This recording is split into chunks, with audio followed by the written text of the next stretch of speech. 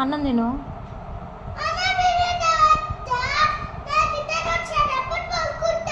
అందుకే అన్నం పెట్టుకొస్తా. ఏం చేసు అన్నం తిను అంటే ఏంటి?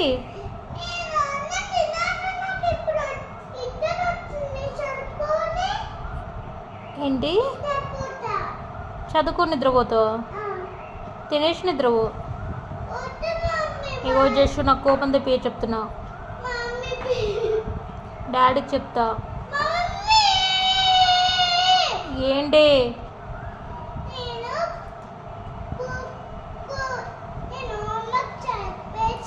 అయిపోయిందా లేదా? ఎంతసేపు? మంచిరా. మరి ఏమొచ్చు? తినవచ్చా?